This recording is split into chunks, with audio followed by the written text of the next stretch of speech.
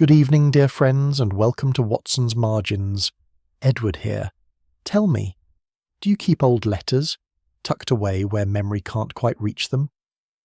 Watson believed that paper never truly forgets, only waits. Tonight's tale follows a document long hidden, and the quiet lies built to guard it. Do subscribe so no margin escapes your notice. Now lean in, for as Holmes held, the truth, once buried, always leaves a trace. Find us too on the Watson's Margins Spotify channel, linked below. Chapter 1. The Visitor from Belgrave Square. It was on a raw and streaming evening in November, when the fog had settled so thickly upon the Marylebone Road that the gas lamp showed no more than a dull orange smear against the darkness, that I found Sherlock Holmes engaged in one of the more peculiar of his private researches. He was seated at the deal table by the window, a row of small glass dishes arranged before him, each containing a curl of blackened ash.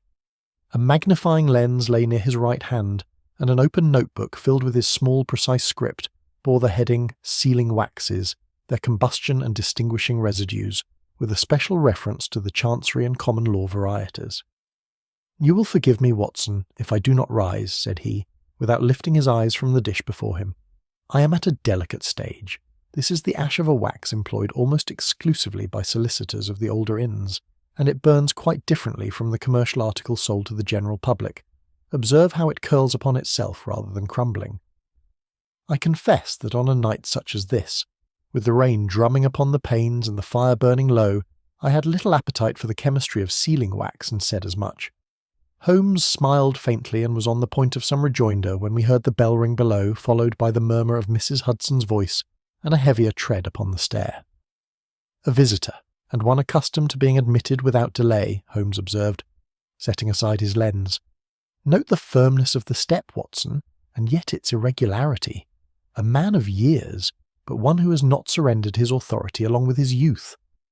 The door opened upon a tall, spare gentleman of perhaps 70 years, dressed with the sober elegance of the old school, his silver hair brushed back from a high forehead, his eyes pale and penetrating beneath heavy brows.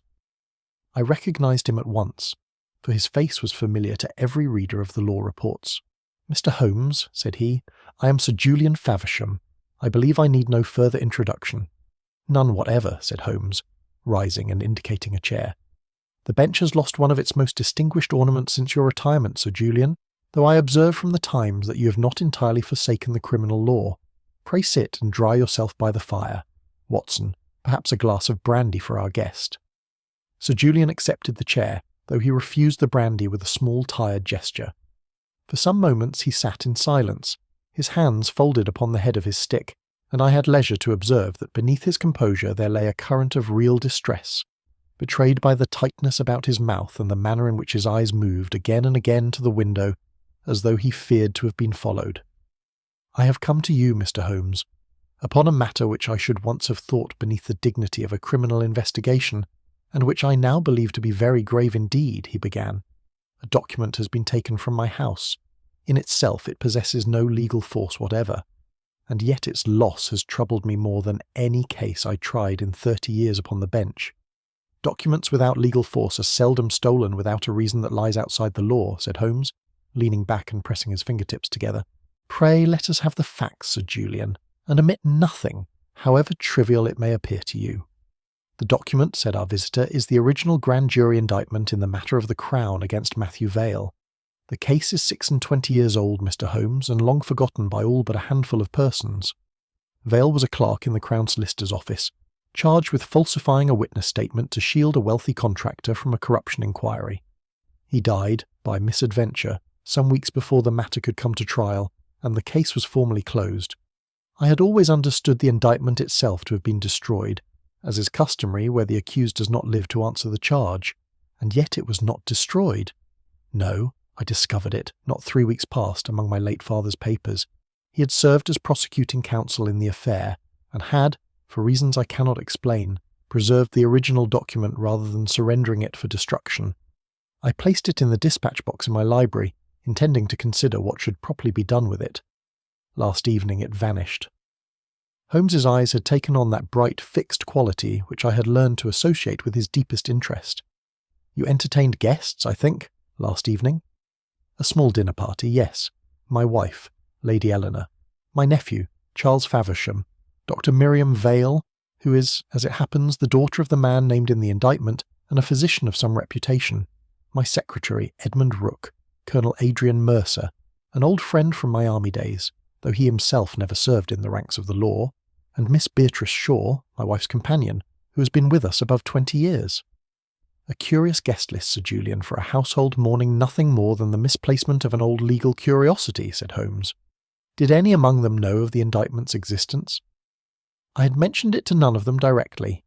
I confess I spoke of having found certain old papers of my father's at the table, in a general way, meaning only to remark upon the strangeness of turning up such things after so long. I named no particulars. And yet someone acted upon that remark with remarkable dispatch, said Holmes. Tell me, Sir Julian, when you spoke of these old papers, did every face at the table receive the intelligence with equal indifference?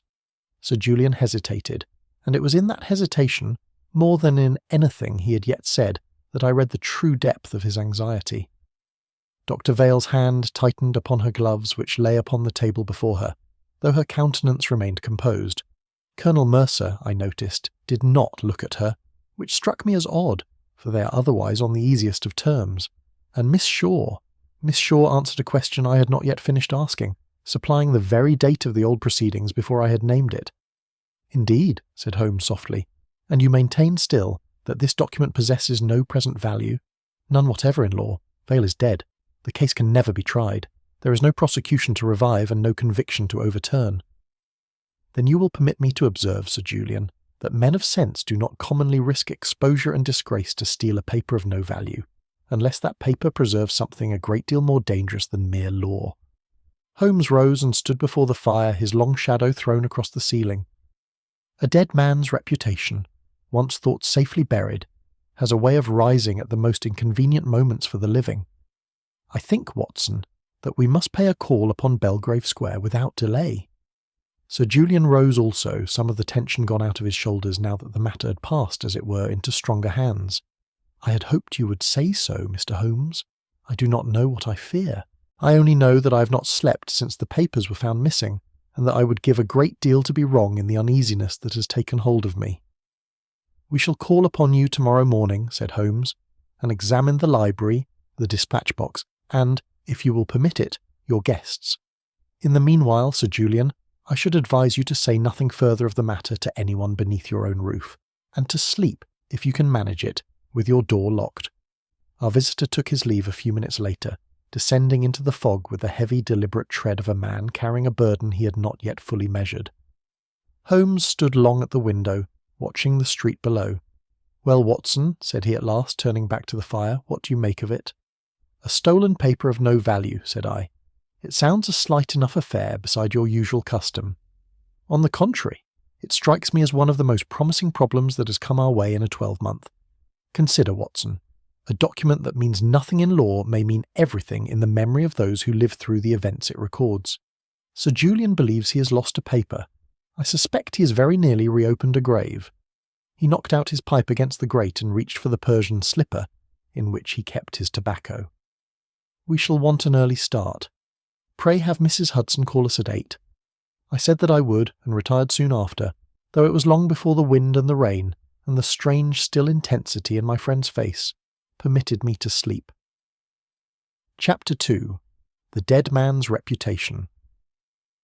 The fog had not lifted by morning, but had thinned instead into a pale, drifting mist through which the plane trees of Belgrave Square emerged like grey ghosts of themselves.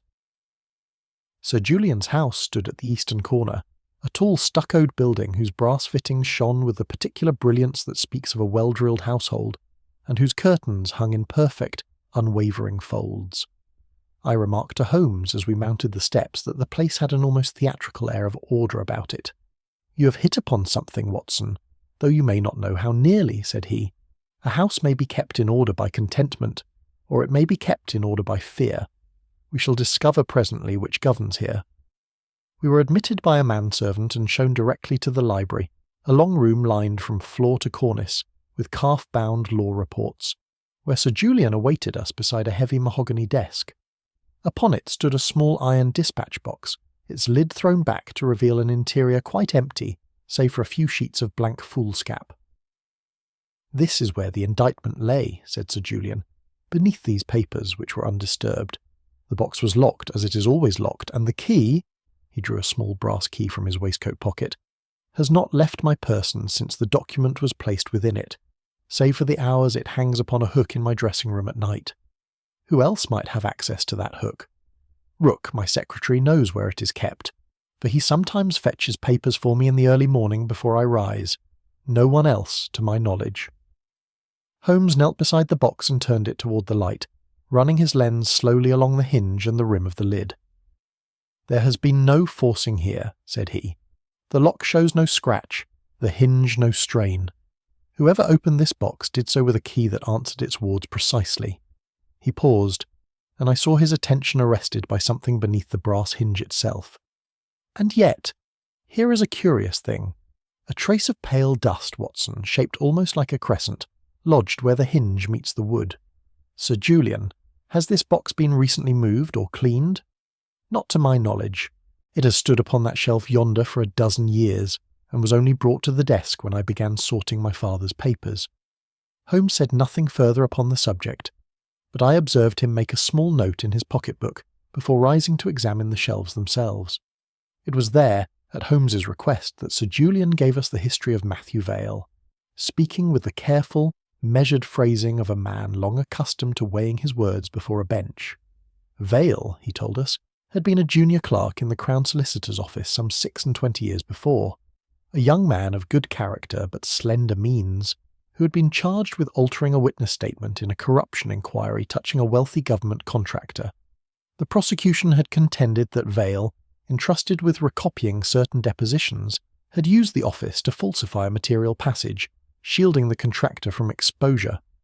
Before the case could come to trial, Vale had died, an accidental fall from a railway platform, so the inquest had found, and the prosecution, having no defendant to try, had allowed the matter to lapse into obscurity. "You prosecuted the case yourself, I think," said Holmes, "or rather your father did." "My father led for the Crown. I was then a very junior member of his chambers, and assisted him in a small way with the papers. The indictment bears amendments, I understand, made shortly before it was approved by the grand jury." Sir Julian's composure, which had held admirably through the recitation of Vale's history, wavered perceptibly at this. There were certain marginal notes, he admitted, of a technical character relating to the form of the charge. "I do not think it would serve any purpose to discuss them. They touch upon matters of professional confidence which I am not at liberty to disclose, even after so great a lapse of years." Holmes did not press him, though I saw the flicker of interest in his eye, and I confess I wondered privately whether Sir Julian's discretion sprang from professional scruple or from something nearer the bone. We were joined, some minutes later, by Lady Eleanor Faversham, a handsome woman of perhaps 55, whose grey eyes held a curious stillness, as though she had long ago schooled herself against betraying surprise of any kind. When Holmes mentioned, in the most casual manner, the name of Matthew Vale, she answered without hesitation that he had been an unfortunate man who made a foolish choice, and added that she had never had the acquaintance of him. Yet something in the smoothness of the answer, delivered as it was without the smallest pause for recollection, struck me as the response of one long rehearsed rather than newly informed.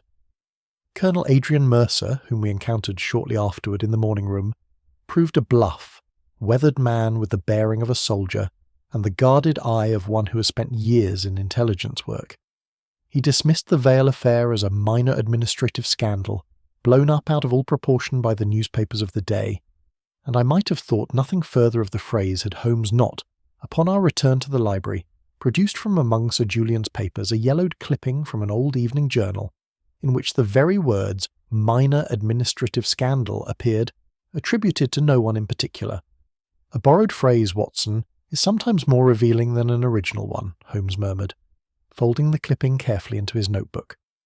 It was in the case ledger, a heavy volume in which Sir Julian's father had recorded the particulars of his old prosecutions, that Holmes made his final discovery of the morning.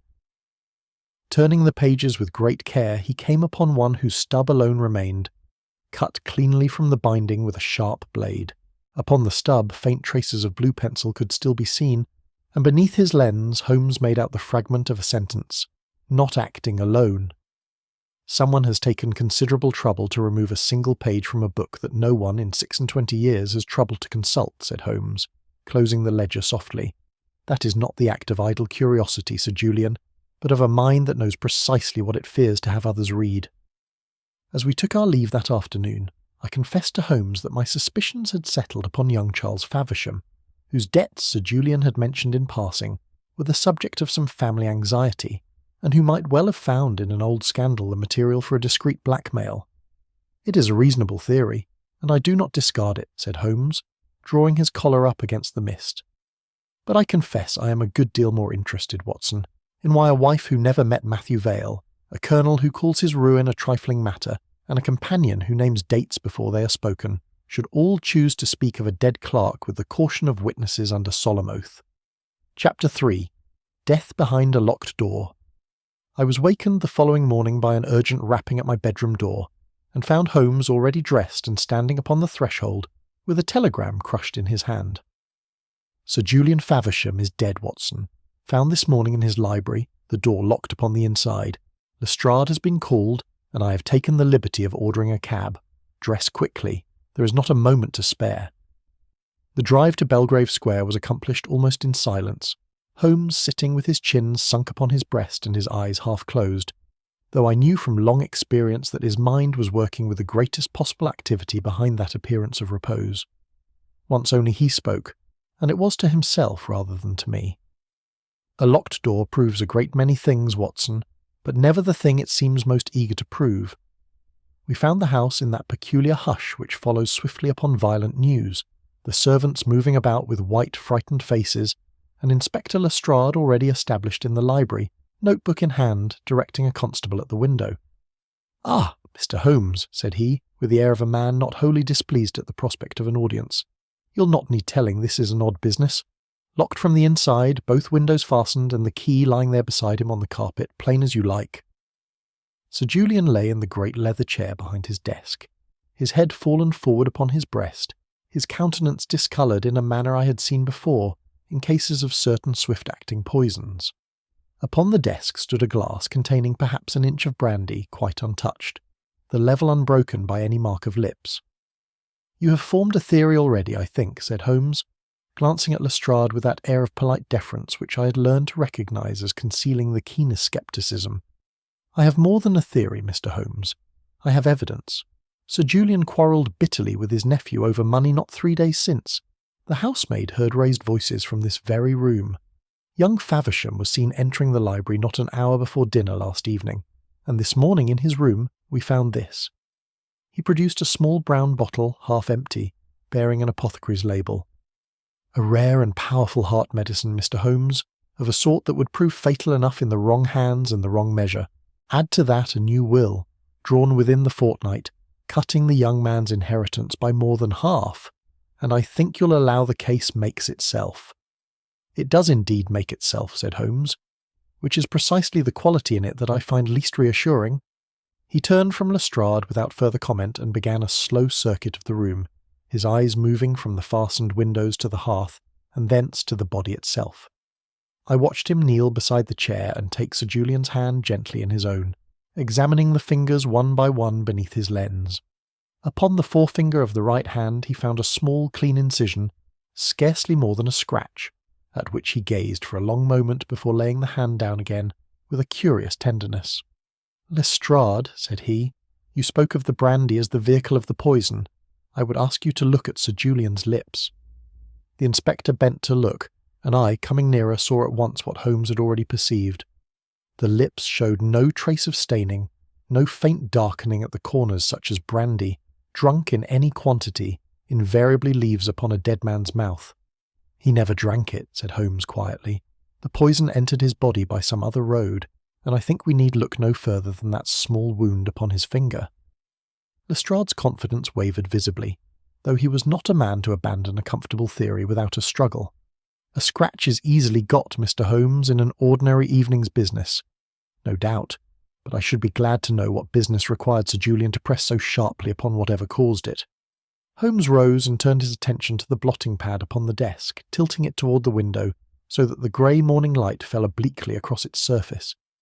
For some minutes he studied it in silence, and then, calling for a hand mirror from Lady Eleanor's dressing table, he held the reflection at an angle above the impressions left in the blotting paper. "There has been a sheet removed from this pad, and recently," said he at length, "but the impression of the last words written upon it remains. Watson, will you read this for me? My eyes are better suited to the angle, but a second opinion will not go amiss." I bent to the mirror and made out with some effort a fragmentary sentence pressed faintly into the paper. The indictment was deliberately altered.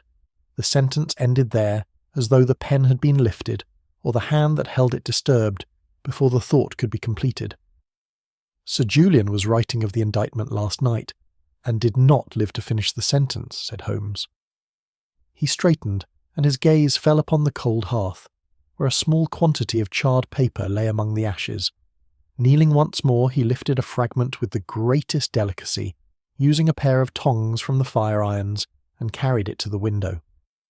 "This is not old paper, Lestrade," said he after a long examination. "The original indictment, by every account, was written 26 years ago, upon the heavy-laid stock then customary in legal offices. This fragment is machine-made and modern, paper such as one might buy from any stationer within the week." "Meaning what, precisely?" demanded Lestrade, his pencil poised. "Meaning, Inspector, that someone in this house has not been content merely to steal the indictment. Someone has begun to manufacture a substitute for it." Holmes turned the fragment over thoughtfully between his fingers, before letting it fall back among the ashes. "We are not dealing with a simple theft, nor, I think, with a simple murder committed in a moment of anger over money.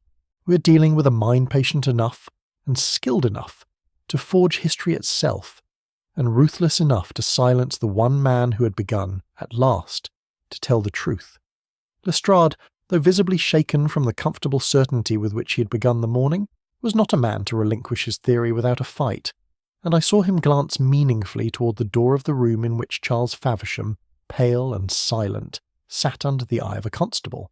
But Holmes, I could tell, had already passed far beyond the narrow question of who stood to inherit, and into a darker country where old sins, long buried, were beginning at last to stir beneath the soil of respectable years. Chapter 4. The Erased Names. It was Holmes's habit, whenever a case had grown tangled beyond the patience of ordinary men, to return again and again to the scene of its origin, and so it was that we found ourselves once more in Sir Julian's library upon the following afternoon. The body removed now, the room restored to a semblance of order that seemed, to my mind, almost indecent in its haste. "A house in mourning is swiftly tidied, Watson," Holmes remarked, as though reading my thought, "and a tidied house is the surest enemy a detective possesses." He had taken up a position before the tall case of law reports that lined the eastern wall, and was drawing his fingers along the spines with the deliberate slowness of a man testing for what does not belong. Sir Julian was a methodical creature. Every volume here stands precisely flush with its neighbour, save this row, where I perceive a gap scarcely the width of my hand.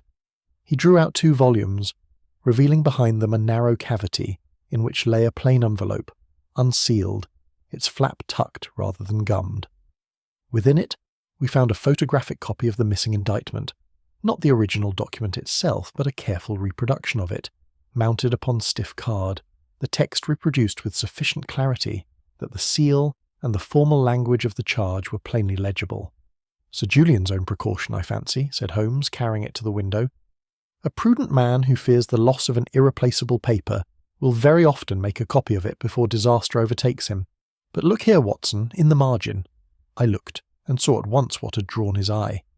2 areas of the margin, where names had evidently once been written in a hand contemporary with the document itself, had been chemically treated, so that the old iron gall ink had been bleached to little more than a faint brown ghost, illegible to the ordinary eye.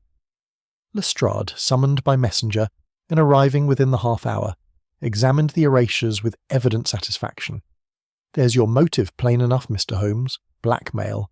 Sir Julian meant to use those names against whoever they belonged to, and was silenced before he could act." He turned the card over in his blunt fingers. "And I've fresh evidence besides. A payment of £800 has turned up in young Charles Faversham's account, paid in within the month, and no explanation offered for it that holds water.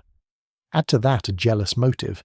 He'd hoped to marry Dr. Vale and been refused on account of something Sir Julian is said to have told her concerning her father. "You have been busy, Lestrade, and to good purpose," said Holmes, though his tone carried more reservation than praise. "But consider the timing of your discoveries. The payment to Charles was made by your own account before Sir Julian rediscovered the indictment among his father's papers. Dr. Vale's rejection of him occurred, I understand, some months before that. Neither event explains why this house should suddenly, after 26 years of silence, become a place of theft and murder." He bent once more over the erased margin, his lens close to the card, and I saw his brow contract with a particular intensity that marked his closest attention.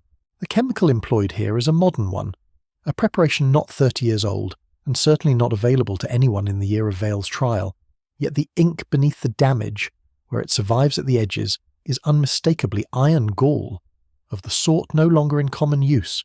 The erasure is recent. The writing it destroyed was not." He paused.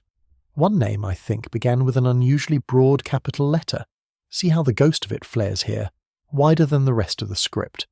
The second name is followed by a single abbreviated word, present." It was at this juncture that Rook, the secretary, was announced.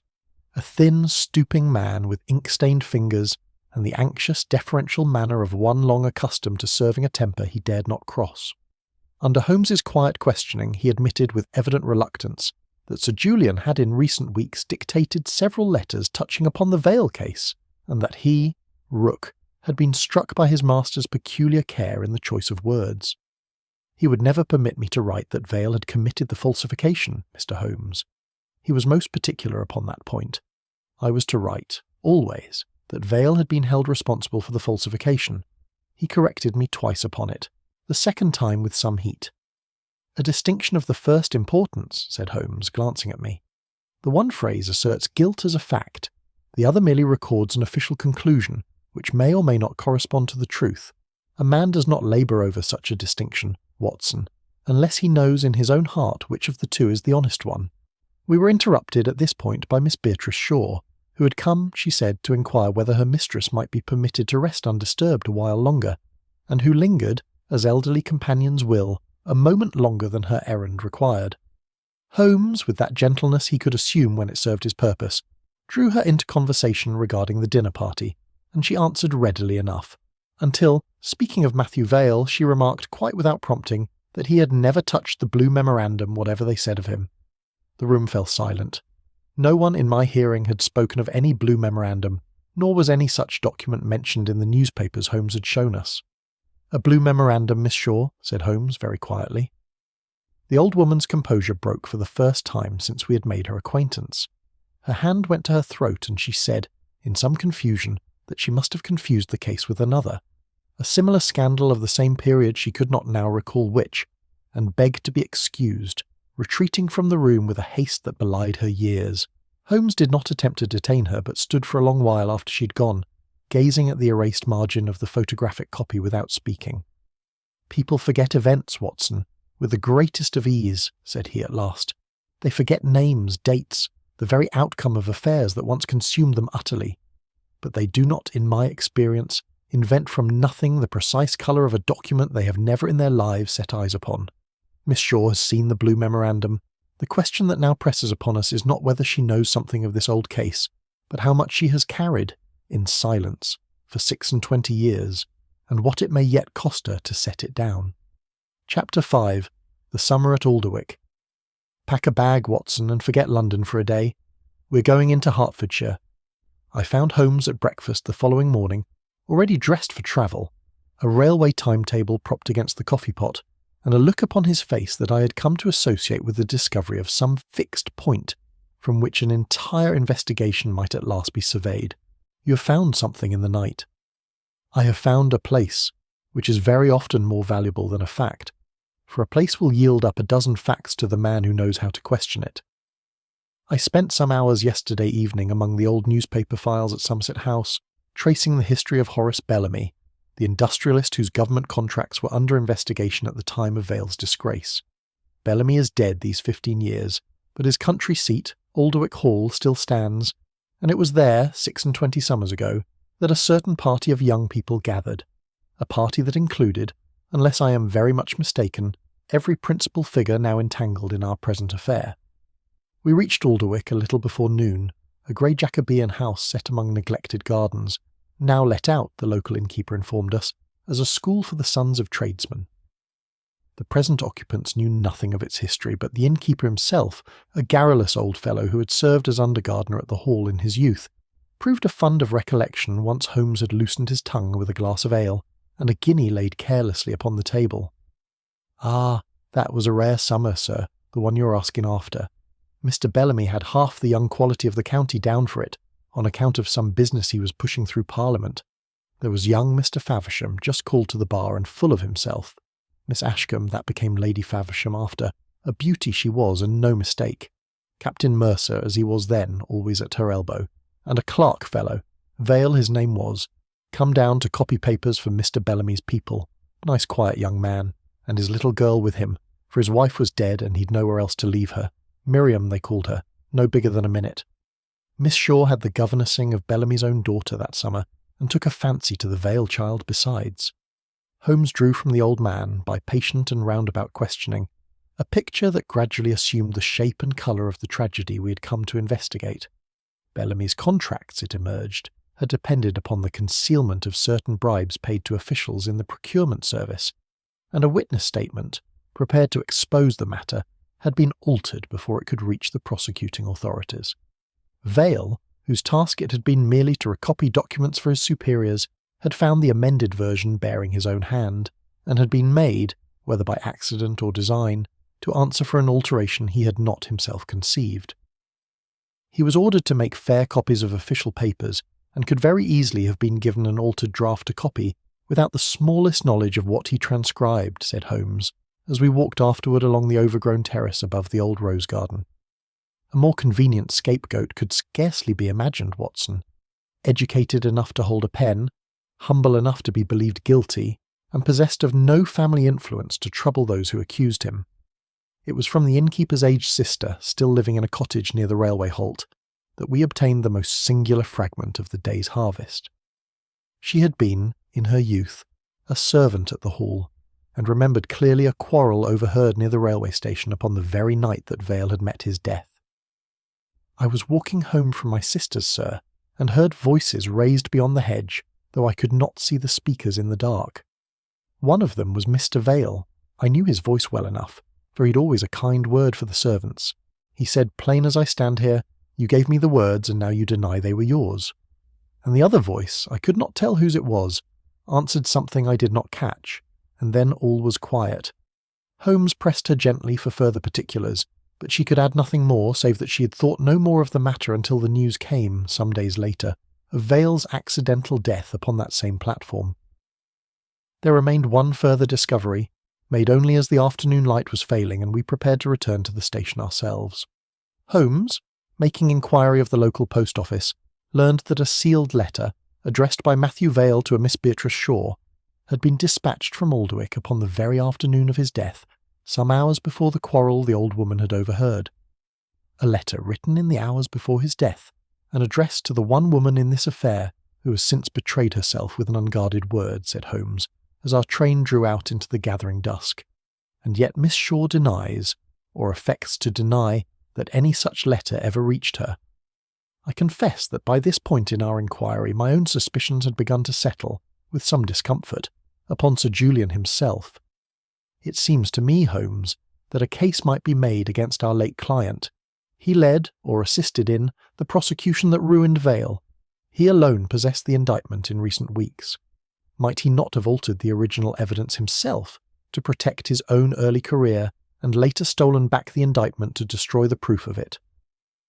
It is not an unreasonable theory, Watson, and I do not discard it, said Holmes, watching the dark fields slide past the carriage window. But you will observe that Sir Julian's death, whatever guilt it may or may not confirm in him, tells us nothing whatever of the hand that killed him. A dead man may be guilty of every sin you care to name, and yet remain entirely innocent of his own murder. He fell silent for a time, and when he spoke again his voice had taken on a graver note than I had yet heard from him in this affair. The past, Watson, is not dead evidence, however much the law may wish to treat it so. It is merely evidence whose witnesses have had 26 years in which to perfect their lies, and I begin to suspect that in this house every witness has had a different lie to perfect. Chapter 6. The Silent Agreement. We returned to London late that night, and Holmes, rather than seeking his bed, spent the small hours in Baker Street composing a series of notes which he dispatched by messenger before I had so much as finished my breakfast. By 10 o'clock the following morning we were once more in Belgrave Square, where Holmes had arranged through the offices of the family solicitor to see each member of the household separately in the small morning room overlooking the square. "I have found, Watson, in the course of a long experience," said he, while we waited for the first of our interviews, "that the surest way to unravel a conspiracy of silence is never to ask what a witness knows, but rather to observe what he assumes you already know. Guilt is a poor actor when it believes the curtain has already risen upon it. Lady Eleanor was the first to be shown in, composed as ever, though I fancied there was a new weariness about her eyes, as of one who has in the watches of the night set down a burden long carried." Holmes did not approach the subject of the indictment directly, but spoke instead, with great gentleness, of the summer at Alderwick, and of a certain young clerk who had been fond, the innkeeper had told us, of walking in the rose garden of an evening. Her composure did not survive the question. "I loved him, Mr. Holmes," said she very low. "Before ever Julian asked for my hand, I had given my heart to Matthew Vale, though nothing could then have come of it, he being poor, and I promised, by my family's wishes, to a rising man of law. I've never believed him guilty of that falsification, never, from the first day to this, but I will not tell you how I come to know it. Some knowledge once spoken cannot be called back, and I have others to protect besides myself. Your marriage followed his death rather closely, I think." "Within the 12 months," she said, and would say no more upon the subject, however Holmes pressed her, save to repeat with a kind of quiet finality that Vale had been innocent, and that she had carried the knowledge of it, unspoken through 26 years of marriage. Colonel Mercer, summoned next, proved a harder subject. He sat very upright in his chair, his weathered face composed into the expression of a man giving evidence before a court-martial, and admitted, when Holmes put the matter plainly before him, that Bellamy's exposure would indeed have damaged a military procurement programme in which he himself had held a modest but confidential post. "I carried messages between officials from time to time, Mr. Holmes, as any junior officer might be asked to do. I never saw the altered statement myself, nor had any hand in its preparation. My part, such as it was, went no further than delivering sealed papers whose contents I was not permitted to examine. And yet you knew, I think, what those papers concerned. A man may guess a great deal, sir, without troubling to inquire into the truth of his guessing. It is a soldier's habit, and I dare say a convenient one." Holmes let the matter rest there, though I saw him note something in his pocket-book, and turned instead to Miss Shaw, who was brought in last of all, and who had plainly spent the interval since our previous meeting in a state of considerable inward struggle. She was pale, and her hands, folded in her lap, trembled with a persistence she could not quite govern. "I think, Miss Shaw, that the time has come to speak of the blue memorandum," said Holmes, without preamble. The old woman's resistance, which I had thought might hold through a second interview as it had held through the first, gave way entirely. "Matthew gave it to me himself," she said, "the very afternoon he sent that letter I never received. It was a copy, in his own hand, of the original witness declaration, the true one, before it was altered. He told me to keep it safe and to make it known if ever harm came to him. And harm came, Mr. Holmes, within a matter of hours, and I—" Her voice broke. "I was threatened, sir. I was told, in terms I could not mistake, that if I spoke of the paper I carried, I should be dismissed without a character, and my own name dragged through every newspaper in London. I was assured, in the same breath, that Vale himself would suffer nothing worse than a light sentence, since he was young, and the matter would soon be forgotten. I believed it, Mr. Holmes, or told myself I believed it, and I held my tongue. His death made a coward's silence into something very like murder, and I have lived with that 26 years. Dr. Miriam Vale, when at last she was shown in, confirmed the final link in the chain that Holmes had been so patiently assembling. She had learned the truth, she said, only weeks before from Miss Shaw herself, who could no longer bear the weight of her old promise once Dr. Vale had begun, in the course of her own inquiries into her father's history, to press for the truth. I went to Sir Julian directly, said she, and told him plainly what I had learned. He did not deny it, Mr. Holmes. He seemed indeed almost relieved to have the matter forced into the open at last, and promised me he would clear my father's name properly, in whatever manner the law allowed, Once he had located the original indictment among his father's papers, I believed him. I think now that he meant it honestly. When at last our interviews were concluded and we sat alone once more in the morning room, Holmes leaned back in his chair and regarded the ceiling for a long while in silence.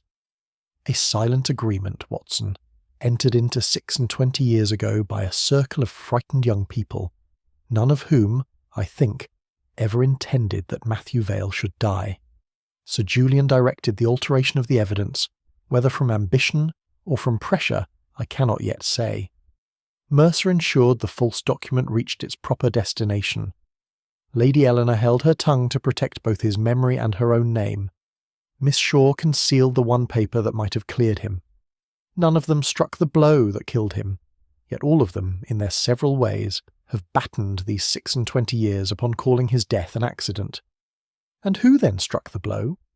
Holmes rose and crossed to the window, where the last light was fading from the square below. For that, Watson, I think we must return once more to the railway timetable, and to a train that Matthew Vale could not possibly have missed, if the hour recorded at his inquest were the true one. Chapter 7. The Secretary's Betrayal. Lestrade arrived at Baker Street the following forenoon in a state of considerable triumph, his hat set at an angle that betrayed, more surely than any words, his conviction that the case was all but closed. "We have him, Mr. Holmes," he announced, before he had well crossed the threshold. "Rook has bolted, disappeared from his lodging sometime in the night, and when my men searched the room this morning, they found a forged passport under another name, a considerable sum in banknotes, and, here's the article that clinches it, the missing key to Sir Julian's dispatch box, tucked into the lining of a hat box. And that's not the whole of it either. A fragment of the original indictment itself, Mr. Holmes, torn and half burnt, was found pushed to the back of his writing desk." "You have been thorough, Lestrade, and I congratulate you," said Holmes, though I detected beneath the courtesy a note of reservation that the inspector in his satisfaction did not appear to remark.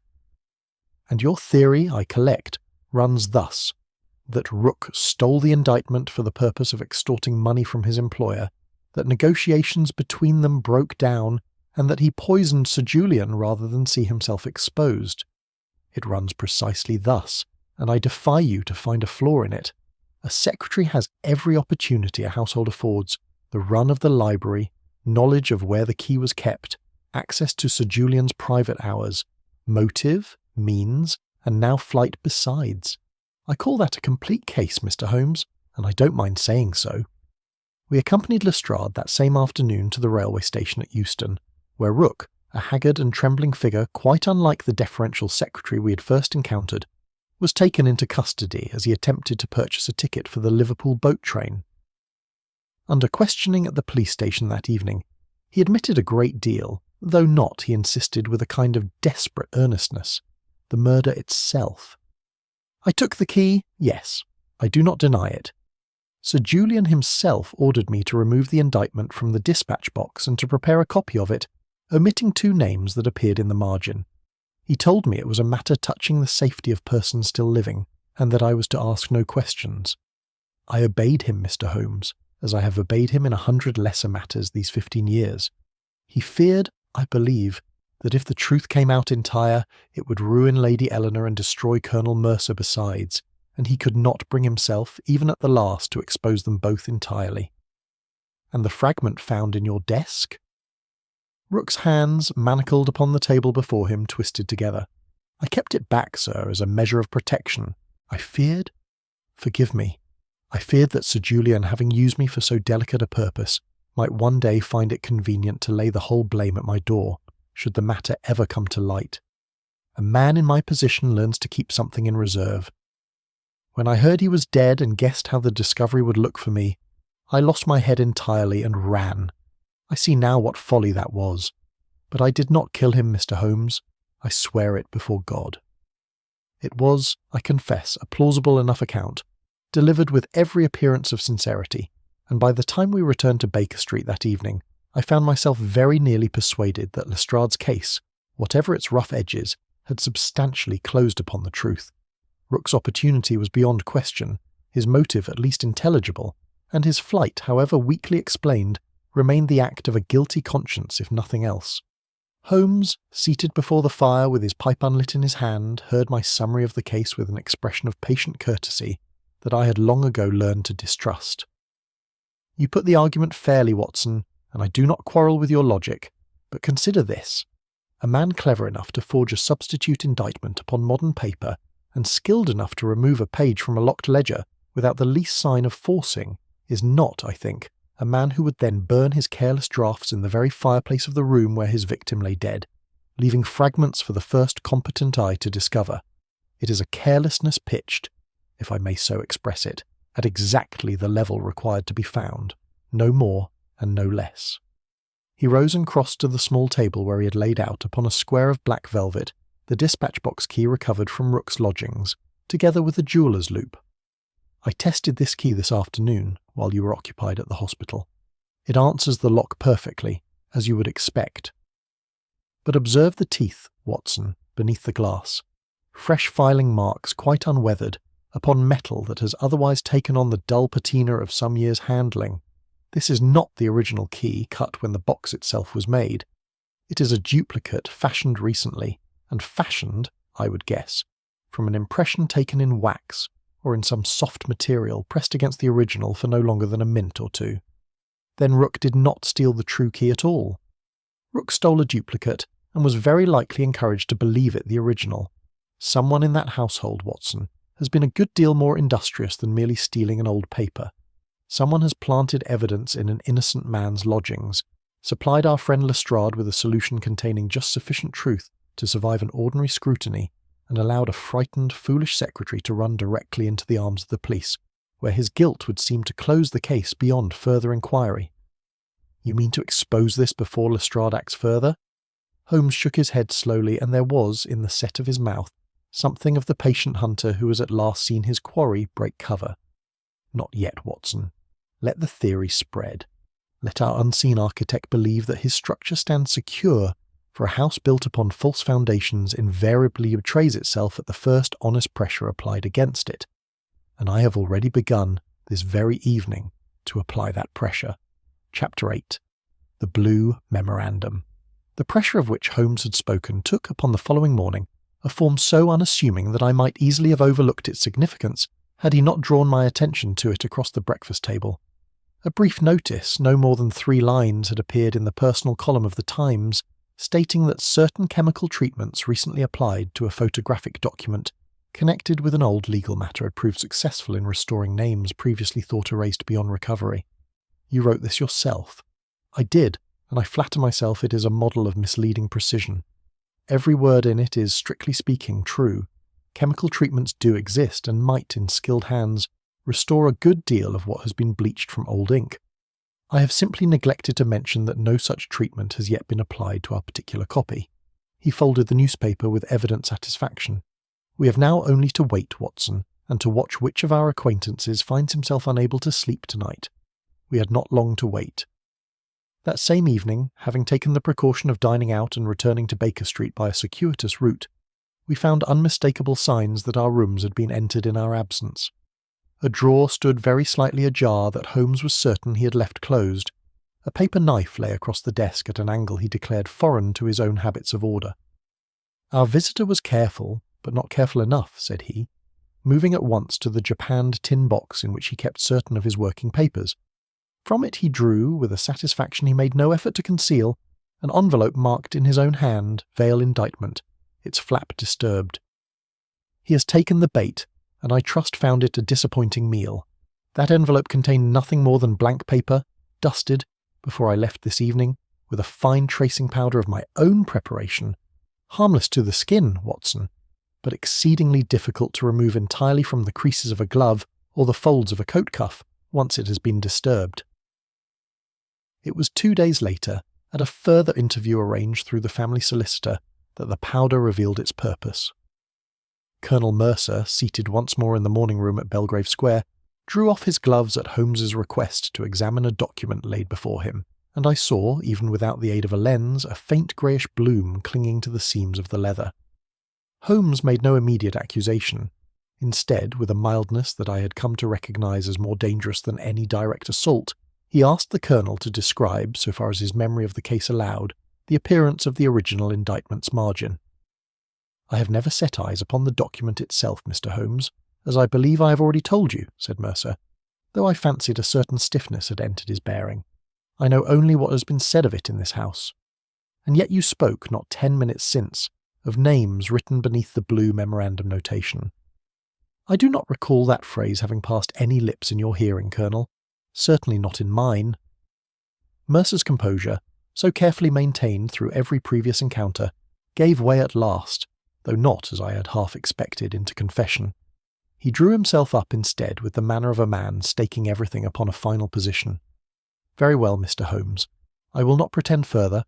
I helped conceal the procurement scandal 26 years ago, and I have lived with that dishonour ever since. But I did not kill Sir Julian, and I did not kill Matthew Vale. It was Julian who killed him." He proceeded with the fluency of a story long rehearsed to lay before us an account in which Vale, learning that the alteration of the evidence was about to be laid entirely at his own door, had confronted the young barrister at the railway station on the night of his death, and had been pushed in the course of a violent struggle from the platform edge. Mercer, arriving moments later and finding his friend in a state of horror over what he had done, had altered the recorded hour of the accident to remove all possible connection between Faversham and the dead man. "I did it for friendship, Mr. Holmes, nothing more. I have carried the weight of it all these years, and I will carry it no longer now that Julian himself is beyond the reach of earthly judgment." It was, I confess, an account delivered with such apparent anguish, and supported by such a weight of corroborating detail, that I found myself, not for the first time in this affair, persuaded against my better judgment. Sir Julian's own diary, produced by Mercer from among papers he claimed to have kept in trust, showed a page torn out at the relevant date. Lady Eleanor, questioned separately, recalled, or believed she recalled, a dark stain upon her husband's cuff that same night, dismissed at the time as nothing more than travel dust.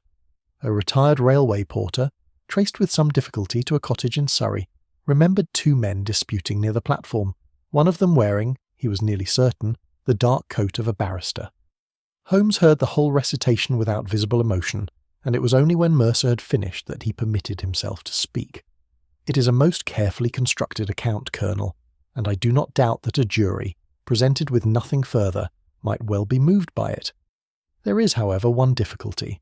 The night of Vale's death was, by every meteorological record I have consulted, unusually warm for the season. Warm enough that the newspapers of the following week remarked upon it as a curiosity.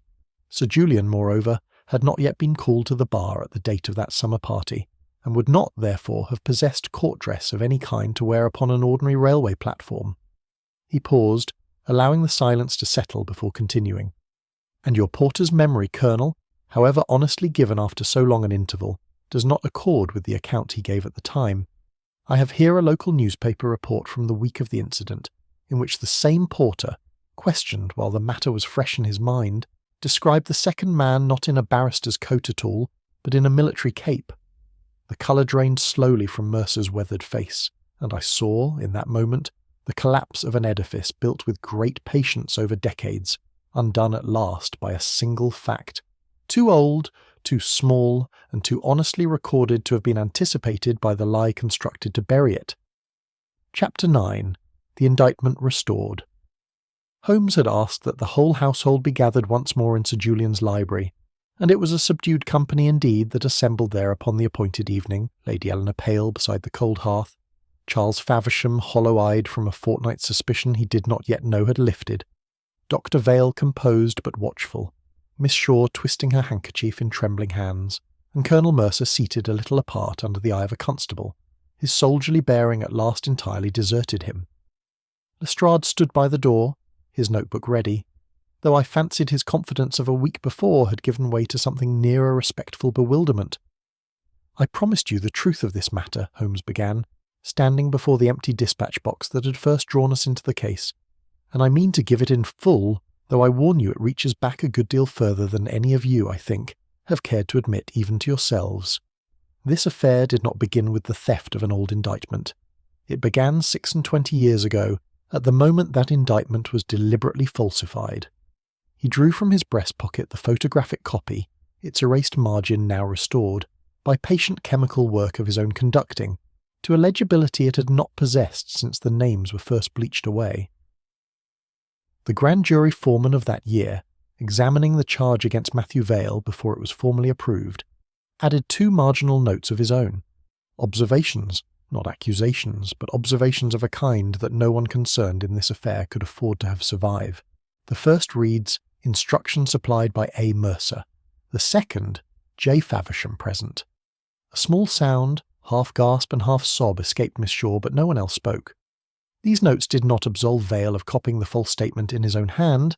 That much, unhappily, was true, but they revealed what the prosecution took great pains to conceal, that Vale had not acted alone, and very possibly had not acted knowingly at all, but had been made the instrument of a wider conspiracy reaching from a junior clerk to a rising barrister and a young officer of military intelligence. Before the indictment could be revised to reflect this fuller truth, political pressure intervened, and the case was quietly permitted to collapse upon Vale's death. Vale himself, learning that he was to be sacrificed entire, while those who had used him escaped untouched, threatened to expose the whole arrangement. Holmes turned now toward Mercer, whose eyes had fixed themselves upon the carpet. At the railway station, Colonel Mercer met Vale under the pretence of negotiation, of persuading him, perhaps, to accept a lighter fate for the general good. Vale refused. In the struggle that followed, whether by design or by a violence he had not fully intended, Mercer caused his fall beneath the last train, though I think you altered the recorded hour yourself, Colonel, rather than trouble Sir Julian with a deed he had not witnessed. It was Julian Faversham you later persuaded to support that falsified hour, on the argument that exposure would destroy you both. He agreed, and began, from that night, a lifetime of compromise from which he never afterward found the courage to escape. Until now, said Dr. Vale very quietly, until now, Sir Julian, rediscovering the true indictment among his father's papers, resolved at last to set right what he had helped to bury. He did not act quickly enough. Colonel Mercer, learning, I do not yet know precisely how, though I suspect a careless word let fall by Miss Shaw in her renewed distress, that the document had resurfaced, stole it during the dinner party, using a duplicate key prepared beforehand from a wax impression taken, at his leisure, during some earlier and entirely innocent-seeming visit to this house. Sir Julian, prudent even in his anxiety, had already made the photographic copy we now hold. Mercer, discovering this, returned the following day to destroy it also. And found Julian waiting for him, Lady Eleanor whispered. Sir Julian surprised him here, in this room. Mercer killed him with poison placed upon the sharp edge of a metal paper fastener, one of those small devices Sir Julian's habit of pressing closed with his own thumb, as any man who has watched him at his desk these many years would know. The brandy was arranged afterward to suggest that the poison had been taken by mouth, and to mislead whatever medical examination might follow.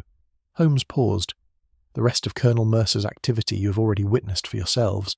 He planted a duplicate key and a fragment of forged paper in the lodgings of an innocent secretary, supplied Inspector Lestrade with a theory containing just sufficient truth to bear scrutiny, and when that theory began to weaken, constructed a second and still more elaborate account laying the murder of Vale himself upon a man now safely beyond the reach of denial.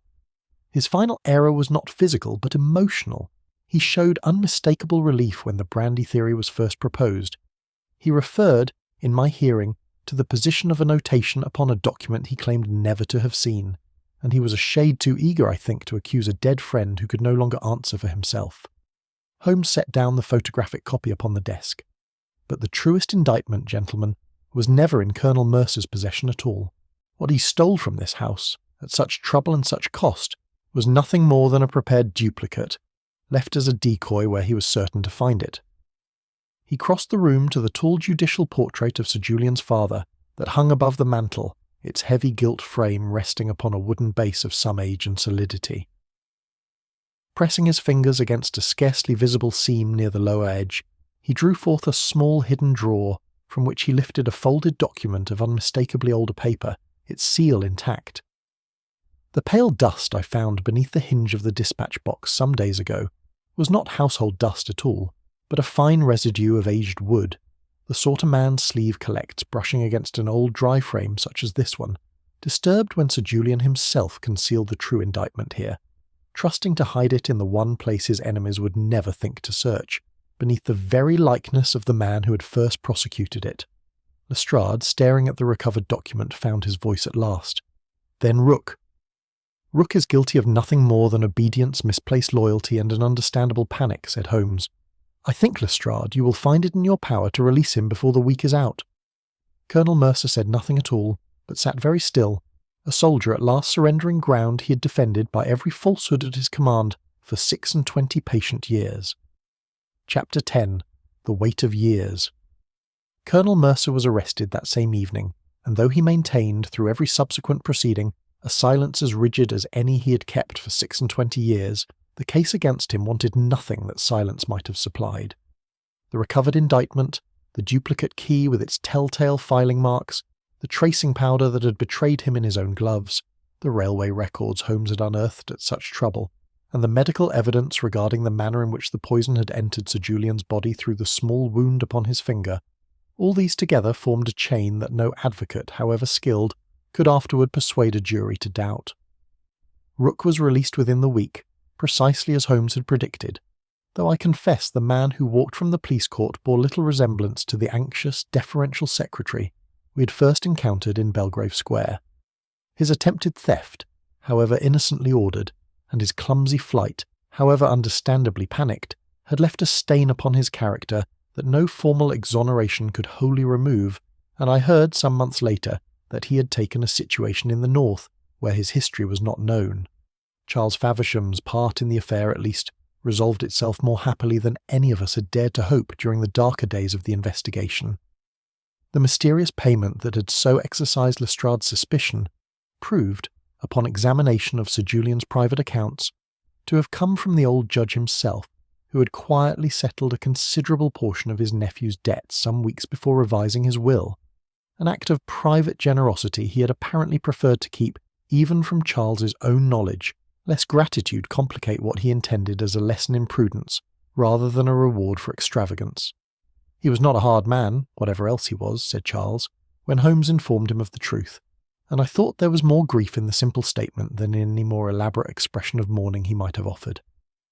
It was Lady Eleanor, of all the household, who bore herself with the greatest resolution in the weeks that followed. She came to Baker Street herself, some 10 days after Mercer's arrest, to inform Holmes of her intention. I mean to speak publicly, Mr. Holmes, of what I have known these 26 years. I have kept silence long enough to protect a name that scarcely deserves protecting any longer, and I find I would rather bear whatever comes of honesty than continue a life built upon the comfortable arrangement of a lie. She paused at the door, her hand upon the frame. Matthew Vale loved truth a great deal more than he loved his own safety. It seems only just that someone at the last should love it as much as he did. She was as good as her word. Within the month the Crown issued a formal statement, quietly worded but unmistakable in its meaning, clearing Matthew Vale's name of the falsification for which he had been made to answer, and acknowledging that the original charge had rested upon evidence deliberately and maliciously altered by persons other than the accused.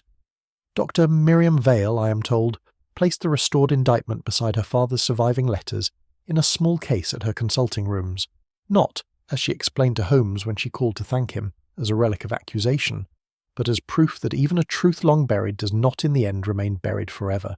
It was on a bright morning some weeks later, with a thin winter sunlight falling at last across the familiar clutter of our sitting room, that I found occasion to ask Holmes a question that had troubled me since the night of Sir Julian's death. Do you think, Holmes, that Sir Julian deserves our pity?